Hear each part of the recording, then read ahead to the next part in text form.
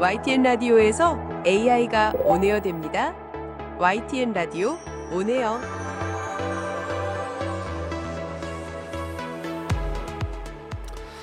네, YTN 라디오 온에어입니다. AI를 통해서 세상을 다양하게 바라보는 창문을 여는 건데요. 스포츠 바라보신 분들, 정말 각본 없는 드라마야 라고 감동하시죠. 스포츠 경기에 열광하기도 합니다. 단지 재미있어서일까요? 아니요, 그렇지 않습니다. 스포츠 경기의 모습이 우리 삶의 모습, 사회의 모습과 비슷하기 때문입니다. 오늘 10번째 생각의 창 AI를 열다 마지막 시간입니다. 아쉬워하는 분들 많을 것 같아요. 최고가 최고를 만났죠. 가장 오래된 미디어인 라디오에서 또 가장 최고의 AI 이야기를 다루고 있었는데요. 반도체, 국방, 정책, 인재, 로봇 여러 가지 이야기 이 창문을 통해서 다 보여드렸잖아요. 7월 16일 목요일 생각의 창 AI를 열다 마지막 창문을 활짝 열겠습니다.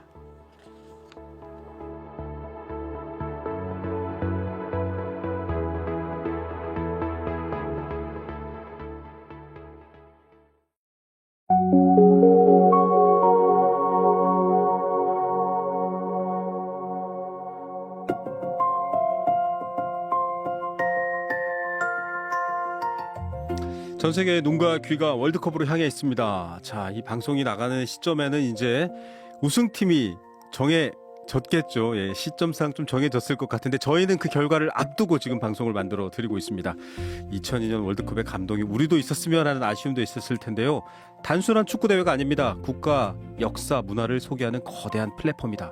이 이야기를 누가 했냐고요? 이분이 했습니다. 경희대학교 김도균 교수신데요. 한국체육학회장 역임했고요. 스포츠 AI 빅데이터 학회 회장도 맡고 계십니다. 저희가 어렵게 스튜디오에 모셨습니다. 어서 오십시오. 네, 안녕하세요. 반갑습니다. 네, 그리고 이 모든 창문을 열어주시는 창문 주인입니다. 박영선 전 중소벤처기업부 장관님도 오늘 오셨습니다. 네, 어서 오십시오. 안녕하십니까. 네. 장관님이 이런 분과 이렇게 AI의 지평을 열어드리면 정말 이해하는 데 도움이 될 거예요. 미래를 명확하게 하는데 중요해요라고 해주시면 저희는 군말 없이 열고 있는데요. 오늘 창문의 주인공도 소개를 한번 해주시면 좋을 것 같아요. 네, 이게 10회 오늘 마지막이잖아요. 이 네. 마지막에 방점을 무엇으로 할까. 네. 그래서 역시 많은 아쉬움이 있지만 월드컵을 AI로 한번 조명해 볼 필요가 있겠다. 딱 시점을 맞추셨어요. 그래서 박영선 전 장관 축구 광설 이런 기사가 날 수도 있습니다. 그래서 생각했는데요. 물론 우리 서강대학교 멘토링센터 회원이시기도 하고요. 네. 그리고 2002년 그 월드컵 우리가 열광하던 월드컵 맞아요. 마케팅을 총괄하는데 그러니까요. 일조하셨던 분이기도 하고요. 네. 또 우리나라 스포츠 마케팅의 선구자이신 경희대학교 스포츠 경영학의 김도균 교수님이신데 네. 이 교수님이 이제 저한테 그 인상 깊게 남은 네. 것은 스포츠와 AI를 연결한다. 와. 맞습니다. 언뜻은 어렵죠. 근데 여러분 이제 점점 네. 보시면 알게 될 겁니다. 예. 교수님 앞에서 이렇게 네, 아주 너무 부담스럽게 네, 과분한 칭찬해 주셔서 감사합니다. 그럼에도 네. 불구하고 네. 네. 대한민국 1호 스포츠 마케터셨어요. 네. 우리가 흔히 아는 그 농구로도 유명한 브랜드에서 네. 또 시작을 하셨었고 그 이후에도 2002년 월드컵뿐만 아니라 네. 아시안 게임부터 많은 걸 하셨잖아요. 근데 이게 지금이야 네. 당연하잖아요. 손흥민은 소속사가 있고 이럴 친구 이해가 됐지만 그때만 해도요. 뭔 맞습니다. 스포츠가 마케팅이야. 죽어라 뛰는 거지 이랬을 것 같아요. 네. 그러니까 그 당시에는 이렇게 스포츠가 거대한 산업이 될 거라고 아무도 생각을 못했죠. 네. 그런데 이런 스포츠의 성장 흐름이 너무나 빨랐고 또 제가 입사하던 그 해에 박찬호 선수가 처음 메이저리그에 진출을 했어요. 네. 그래서 어떻게 보면 우리나라 선수가 프로 스포츠에 문을 연 그러한 시기가 있었고 그다음에 제가 들어갔을 때는 저희 그 N사의 그 부서가 판촉팀, 네. 그다음에 프로모션 팀 그러다가 스포츠 마케팅 팀으로 바뀌었어요. 네. 그러니까 우리나라에서 최초로 스포츠 마케팅 팀이 이야. 기업에 만들어진 거죠. 그래서 그걸 보고 마케팅을 좀 공부를 해야겠다. 이제 세상의 흐름은 경제적인 흐름과 더불어서 스포츠가 지배할 것이다. 이런 생각이 들어서 그때부터 이 분야에 대해서 집중적으로 공부도 하고 또 경험도 한 그러한 계기가 좀 된 것 같습니다. 좀 선구적이네요, 여러분. 이거 절대 광고 아니고요. 네. 그냥 해. 예, just do it. 그 회사입니다. N사 이러면 또 초록색 N사로 착각하실까봐 제가 말씀드리는데, 근데 그런 걸 기업이니까 또 시작하는 것도 대단하지만 장관님 이렇게 안 하던 일, 스포츠 그냥 광고 붙이고 열심히 뛰고 하면 되지 그걸 아니야. 시장을 만들어보자, 마케팅해보자 이런 새로운 시도가 사실 장관님은 정부에서 그런 일들을 네. 주도하시고 그런 기업들을 발굴하셨잖아요. 쉬운 일은 아닐 것 같아요. 아, 그럼요. 그런데 이제 관점을 바꾸면 네. 사실은 맞아요. 네. 거기에 커다란 바다가 있는 거죠. 그러니까 스포츠와 AI를 접목한다? 저는 처음에 이거를 어떻게 산업화할까 이제 이런 생각을 했었는데 사실은 AI가 데이터를 먹고 살잖아요. 네. 근데 그 데이터의 종류가 예를 들면 선수의 심박수, 또 맞아. 근육의 피로도, 또 공의 궤적, 또 뭐 관중의 반응 이런 거를 다 네, 데이터화 맞습니다. 하다 보면 네.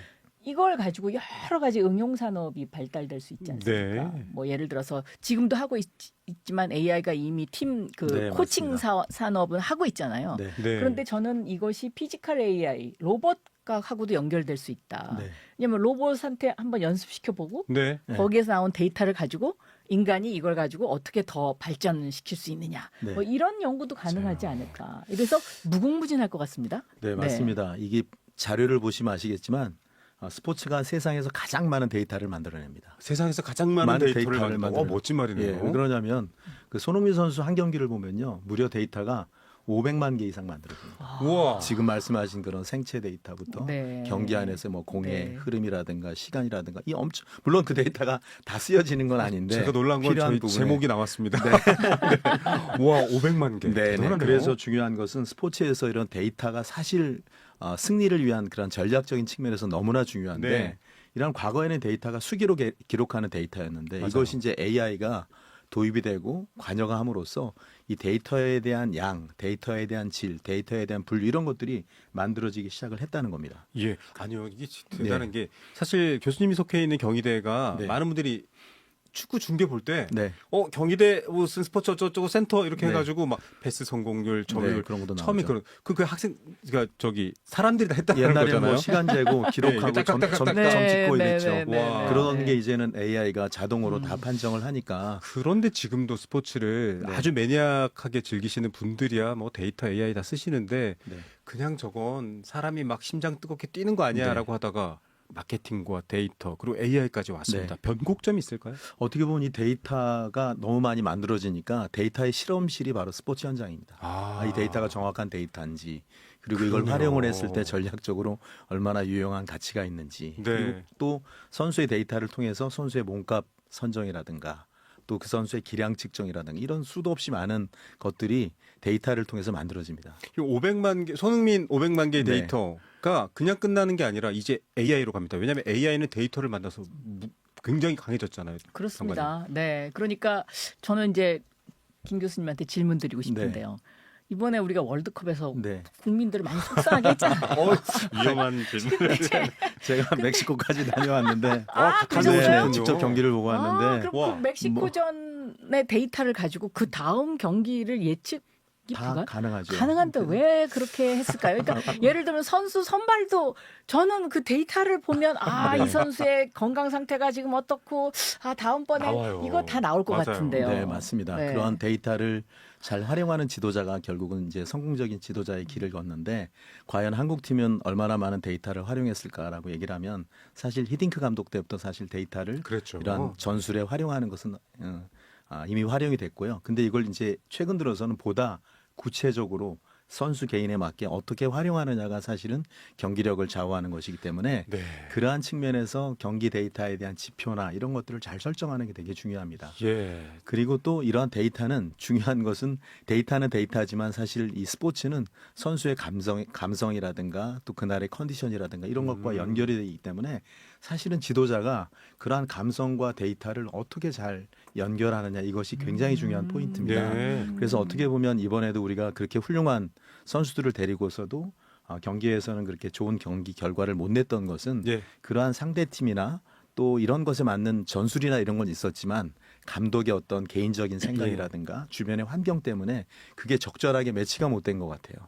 그래서 데이터를 수집하는 것도 중요하지만 사실은 이것을 어떻게 잘 활용을 하고 야. 또 right time 그 적절한 시기에 어떻게 하느냐가 굉장히 중요한데 이 부분에 있어서 제가 너무 가슴이 아프더라고요. 멕시코까지 다녀오셔서 그래도 끝내 세 글자 이름은 말을 안 하셔서 저희 넘어가겠습니다. 여기 결국 그러니까 그 데이터를 적절히 활용하고 그거를 승리의 길로 만드는 것은 인간이다. 그렇죠. 사람이. 이거네요. 네. 그러네요. 그러니까 결국- 아무리 AI가 데이터를 네, 그래서 아무리 기술이 발전을 해도 결국은 사람들의 기쁨의 속도를 앞서지 못하면 이것이 상용화되기가 어렵습니다. 아이, 그래서 AI 기술이라는 것도 발전도 중요하지만 이게 결국은 맞습니다. 현장에서 어떻게 적용이 되고 그로 인해서 사람들의 감성의 가치를 어떻게 높이느냐가 상당히 중요한 포인트가 됩니다. 여기도 사람 딱 두 글자가 나오네요. 네. PC와 인터넷이 나왔을 때도 보급률이 이렇게 높은데 생산성이 왜 떨어져? 분석을 해봤더니 네. 사람이 그걸 바탕으로 일을 하느냐였는데 여기도 맞습니다. 마찬가지였고요. 제가 드리려던 질문이 우문이 돼서 끝나버렸습니다. 뭐냐면 아니 AI가 데이터 다 주면 각본 없는 드라마가 재미 없어지잖아요라고 했는데 교수님이 아닙니다. 사람 있습니다. 하셨고요. 장관님께 여쭤볼게요. 대한민국이 AI 비롯해서 IT 강국된 것도 그렇고 굉장히 모멘텀마다 강한 장점이 있어요. 스포츠와 AI가 만났을 때 방금도 교수님이 스포츠야말로 AI 데이터를 가장 잘 실험할 수 있는 곳입니다라고 하셨잖아요. 우리나라 대한민국에 좀 경쟁력 장점이 있을까요? 장관님? 있죠.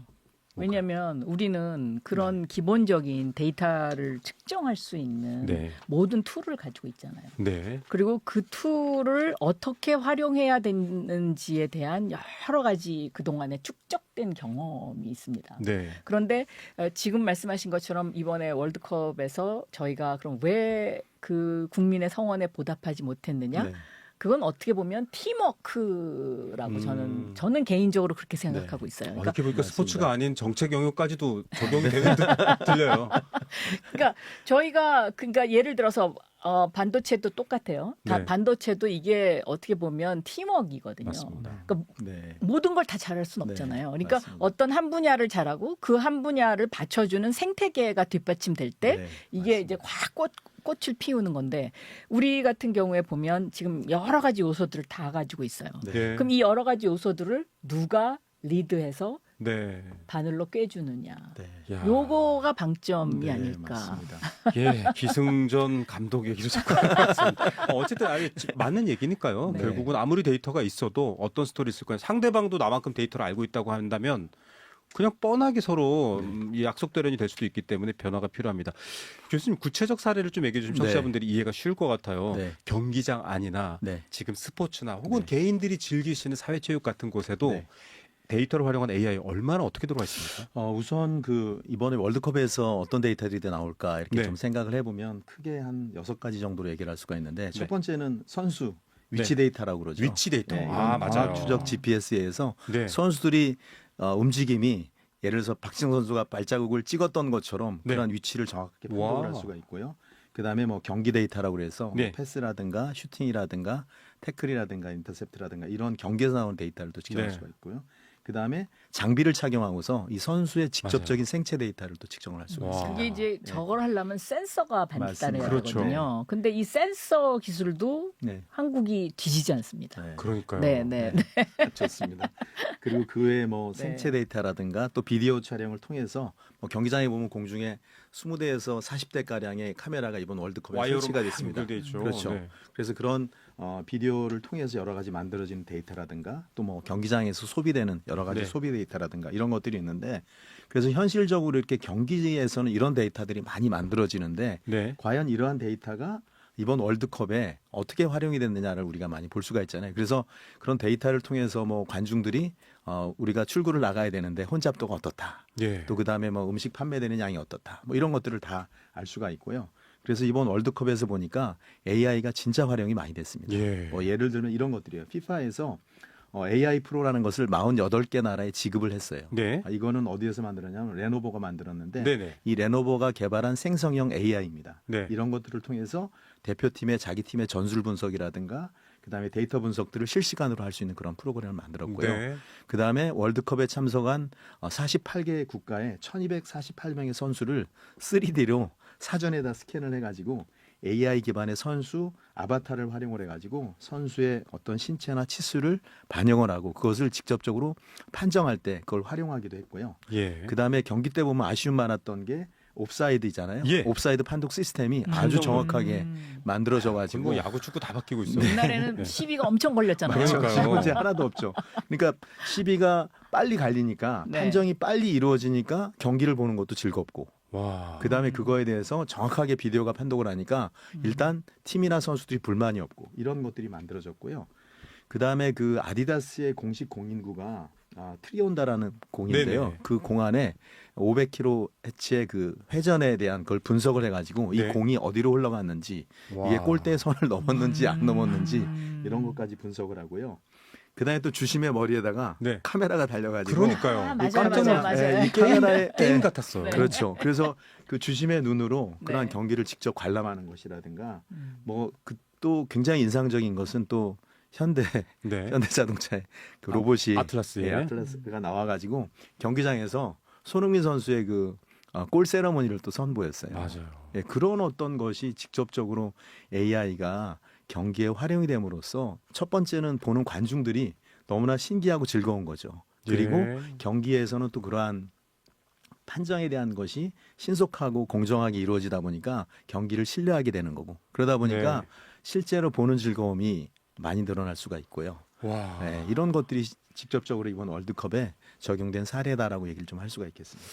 이렇게 감독들이 활용하는 데이터를 활용한 이 베이스가 있었네요.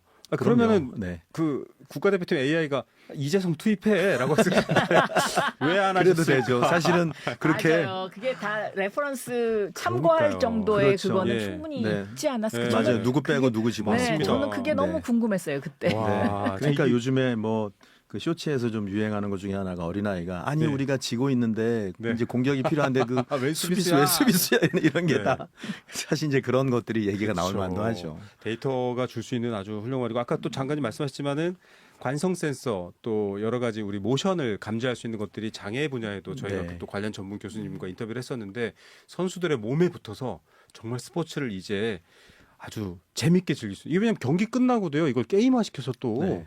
그 선수들의 움직임까지 그대로 넣은 게임을 가지고 아이들이 내 방식대로 다시 한번 월드컵을 치르고 있더라고요. 산업적으로도 무궁무진하네요. 지금 게임 얘기하시니까 네. 우리나라가 게임 산업이 굉장히 발달돼 맞습니다. 있잖아요. 그랬었죠. 근데 이 지금도 약간- 게임 산업과 스포츠 산업이 그래서 연관성이 있을 것 같아요. 서로 시너지가 네, 상당히. 맞습니다. 네.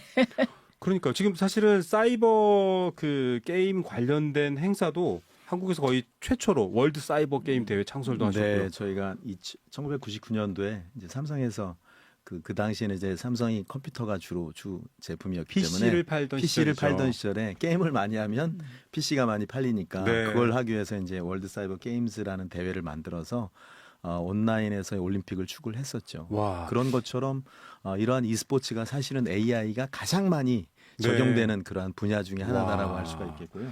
뭐 더 잘 아시겠지만 지금 스포츠에 보면 뭐 야구에서는 이미 우리가 말한 ABS 네. 그러한 그 자동 그 판정, 로봇 네. 판정 시스템이 도입이 돼가지고 사실은 그것 때문에 관중 수가요 1,000만 명이 넘는데 획기적인 기여를 했어요. 맞습니다. 왜냐하면 과거엔 판정 때문에 네. 시비 때문에 경기의 흐름이 많이 끊겼죠. 많이 끊겼었는데 네. 이것 때문에 그냥 정확하게 판정을 하니까 그래서 네. 그런 야구의 ABS라든가 그다음에 축구에 우리가 말하는 네.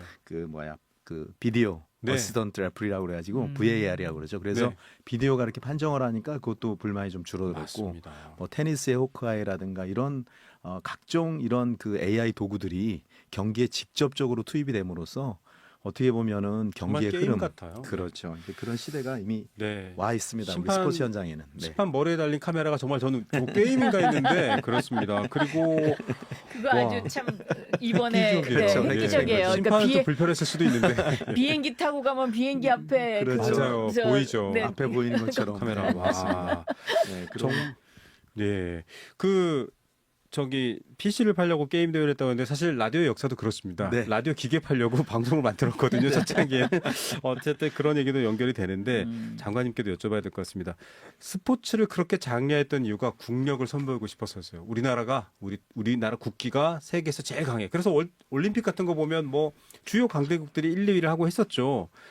한국이 이제 AI 기술도 있고 스포츠를 어떤 더 다양한 이런 데이터 기반의 어떤 유희 내지는 또 즐거움으로 본다면 우리가 좀 AI 3대 강국 속에서의 자리가 또 달라질 수 있을지 미래에 대한 비전도 궁금해요, 장관님. 그렇죠. 그러니까 예를 들면 AI 3대 강국 하면은 이제 우리가 흔히 뭐 예를 들면 반도체, 뭐 반도체에 따른 소재 부품 장비, 또 거기에 컴퓨팅 파워, 전력 이런 것만 생각하는데 저는 이거는 기본이고 네.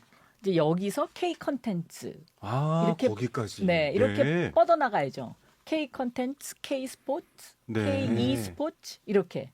근데 사실 조금 전에 우리 교수님께서 말씀하셨던 것처럼 e스포츠 강국이 네. 된 것이 결국은 인터넷의 속도가 그렇죠. 5천만 중요하죠. 인구를 갖고 있는 국가 중에 이렇게 인터넷 속도가 아주 균일한 전체 국가 전체가 균일한 나라가 네. 대한민국밖에 없잖아요. 다른 나라들은 도시에 가면 빨라지고 저기 좀 지방으로 가면 느려지고 아직까지 이게 다 균일하지 않거든요.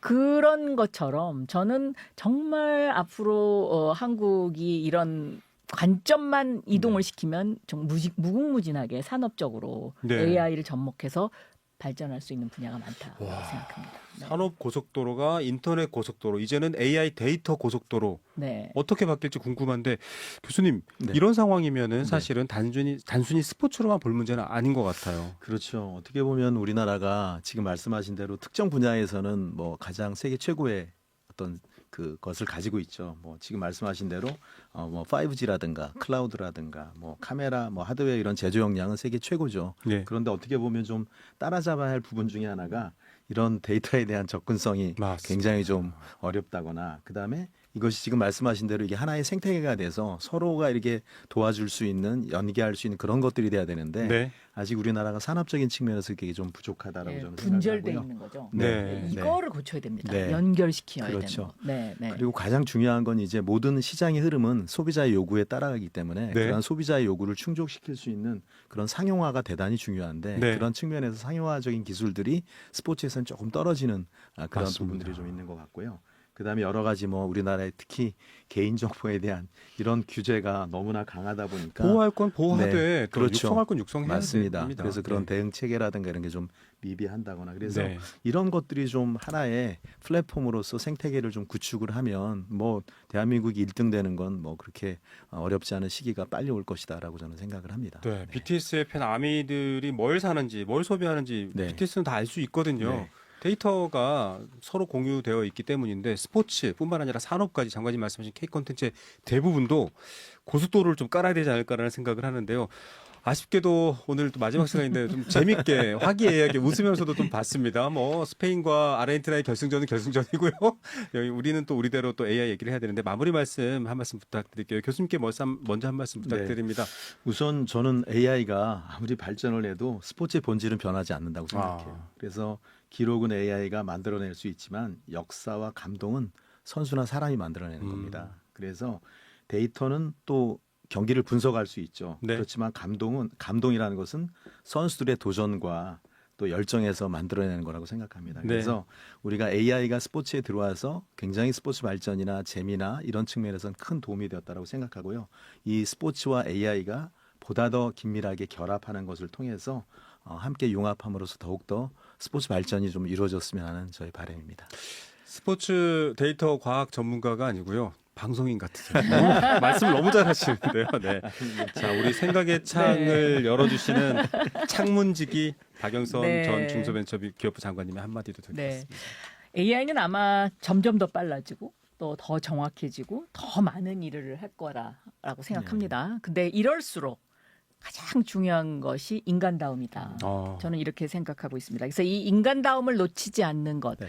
이것의 가치가 점점 더 올라갈 것이다. 예를 들면 AI는 골을 넣고도 그 네. 감격의 눈물을 흘리지 못하잖아요. 그렇죠. 인간은 네. 골을 넣고 감격하는 그 모습에서 맞아요. 우리가 뭔가 네. 같이 감동하고 또 예를 들어서 AI는 패배를 딛고 다시 일어서는 어떤 그런 도전 정신 네. 이런 게 AI한테는 그냥 분석일 뿐이니까요. AI한테는. 그렇기 때문에 저는 이 스포츠를 통해서 또 제가 느끼는 거는 스포츠가 결과보다도 과정을 중시한다. 네. 이렇게 이제 많이들 이야기하는데 네. 그런 것처럼 저는 이런 어떤 AI와 인간이 같이 협업을 함으로써 그 결과를 끄집어내는 것도 굉장히 중요하지만 네. 그 과정 속에서 우리가 인간다움을 잃지 않는 것 그리고 이 인간다움의 어떤 가치 부여가 AI가 발달하면 발달할수록 점점 더 높아질 것이다. 와. 네. 그렇게 생각합니다. AI네요. 네. 파피루스에다가 전설을 썼던 사람도 있지만 AI로 슈퍼 SF 영화를 만드는 사람도 있습니다. 결국 사람이 어떤 이야기를 쓰느냐는 안 변한다라는 네. 두 분의 얘기가 좋았고요. 생각의 창 AI를 열다. 오늘 10번째 창 이제 열고 닫냐고요? 여러분 아닙니다. 창문으로 저희가 풍경 보여드렸죠. 이제 그 창문 밖으로 여러분이 그 풍경 속으로 걸어가시면 됩니다. 아쉽지만 저희가 아쉬움을 남겨두고 다시 이런 기회를 마련할 거고요. 오늘 두 분 함께해 주셔서 정말 감사드립니다. 대미를 장식해 주신 두 분께 다시 한번 감사드립니다. 김도근 경희대 체육대학원 교수셨고요. 네, 고맙습니다. 네, 박영선 전 중소벤처기업부 장관이셨습니다. 네, 감사합니다. 네, 감사합니다. All I wanna do is find a way back into love. 네, 저희가 방송 내용을 온에어만의 방식으로 정리해 드립니다. 오늘 이 토크 내용을요, 우리 AI가 노래 한 곡으로 만들어서 들려드리는 아주 독특한 코너잖아요. 많은 분들이 좋아해 주셨는데요. 자, 로봇, AI, 사람 어떻게 서로 어우러질까요? 그 안에서 또 사람의 가치는 우린 사람이니까요. 어떻게 고민해야 될까요? 생각의 창 AI를 열다 10번째 이야기 여기서 마치면서 오늘도 AI 진행자 에어가 만든 노래 숨이라는 제목으로 노래를 만들었네요. 맞아요. AI는 숨을 못 쉬지만 사람을 숨을 쉬죠. 하지만 그 숨의 방향이 어떨지 궁금합니다. 이 노래 들려드리면서 저는 인사드리겠습니다.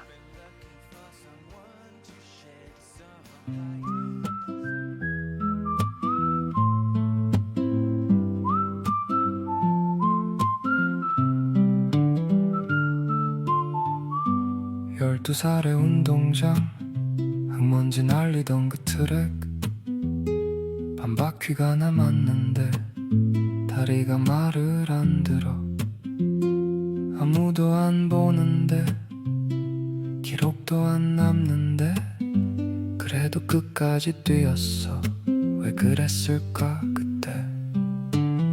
지금은 손목 위에서 숨을 대신 세어줘. 심박수 140 오늘 컨디션 좋음. 정확해 고마워 틀린 적도 없어.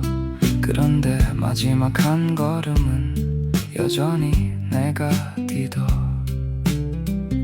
숫자가 나를 다 알아도 땀이 흐르는 건 내 등이고 누가 먼저 알아채도 끝까지 가는 건 내 두 발이야. 숨이 차올라야 나는 살아있어. 숫자로는 안 적히는 그 순간이 있어. AI가 다 세어줘도 못 세는 게 하나. 내가 왜 뛰는지 그건 나만 알아. 라인 아닌지 바뀐지 이제 1초면 알아. 오심은 사라졌고 판정은 깨끗해졌어. 좋은 일이야 정말 좋은 일인데 가끔은 그리워. 다 같이 소리 지르던 그 여름. 기계가 다 옳다 해도 목이 쉬는 건 내 목소리고 결과가 이미 나와도 끝까지 보는 건 내 두 눈이야. 숨이 차올라야 나는 살아있어. 숫자로는 안 적히는 그 순간이 있어. AI가 다 세어줘도 못 세는 게 하나.